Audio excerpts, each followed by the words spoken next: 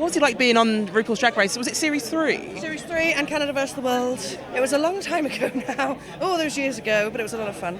Yeah, and it's nice to come back every year. It feels like Christmas when you have to go and see your distant family. I was going to say, it's nice to see everyone again, isn't it? And what was it like being on the show? Like, what really surprised you about like the filming process, how it all worked? What surprised me, they have this thing called ice or hard ice where you're not allowed to talk to each other. So yeah, that surprised me how much you're really not allowed. Why is that? So that everything's captured on TV, you know? We've got the magic of TV. So we're not really allowed to talk off camera. Did you find that hard to deal with? Do you know what? For the first season, I was only there for an episode and a half because I broke my knee. So, yeah, I probably would have wanted to talk to people more about that. And how gutted were you that you broke your Gutted, very thoroughly gutted. But I got to do Canada vs. the World, and that was amazing. So that made up for it, right? it absolutely did. And what kind of impact did the Canada version have on you?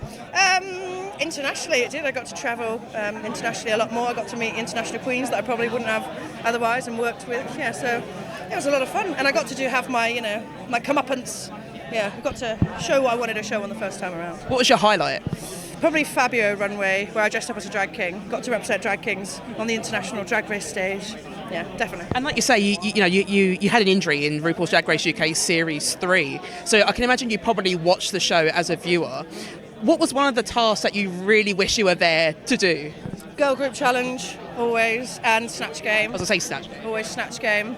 And just every single episode, everything. I would have loved to have done everything. And the finale, and then win. Who would you have been in the snatch game? Well, I did Kim Woodburn on Canada vs. the World, but my other options were Gordon Ramsay and Cher's Cher. A chair that has been previously owned by Cher. Fantastic. but that's the beauty of it, isn't it? Makes sense. That is the beauty of it. So since you featured the Canadian version, how has it boosted your career? Well, I got to do the West End. I got to be in a West End production called Death Drop and do a tour. I did my own tour. So sorry, I just knocked your phone out your hand there. I've got to do this and this. Yeah, career's been very busy. It's been great. Joining, actually, this is an exclusive. Well, I can't say that. Can't say that. Sorry.